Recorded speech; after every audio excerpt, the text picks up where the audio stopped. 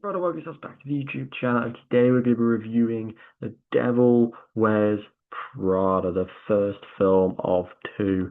The newest one has just come out, and we'll also be reviewing that. So if you never checked this out, go check it out.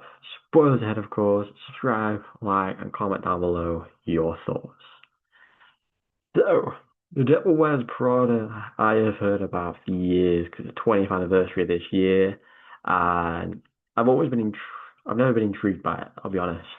But there came a point where the new one came out, me and my missus were talking about it, and she suggested let's go in to watch the sequel. I needed to watch the first one, and I'm surprised I've never watched it because the level of cast from Meryl Streep, Anne Hathaway, Emily Blunt, Tachini, what his name, Tachini, the bald fella.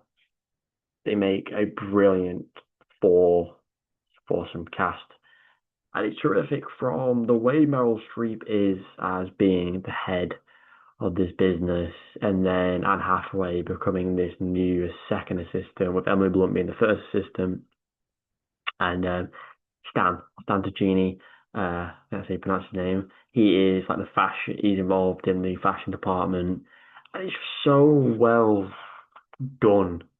And I think a lot of you will appreciate the first one more after you watch the second one because of all the little knobs, connections, and the relationships.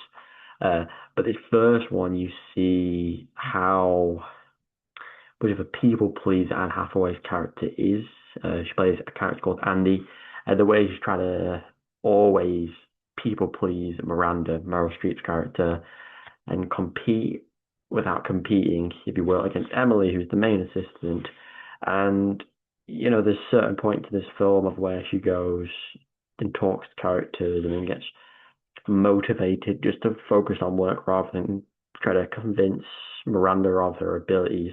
The relationship aspect, the little bits of where you see Miranda notice what Andy does and starts remembering her name.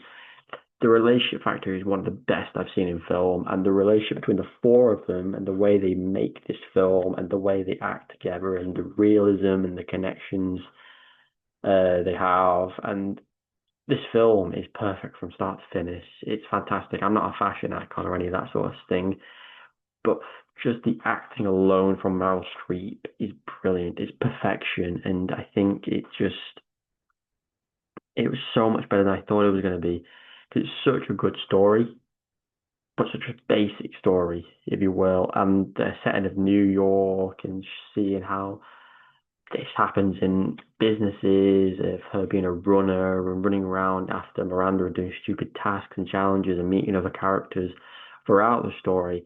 It's a very well executed film, from camera work to cast, characters to the story flow. I think it was brilliant from the different. Meryl Streep is phenomenal in this film, and so is Stan Tuccini, and so is Anne Hathaway, and so is Emily Blunt, but for all different reasons.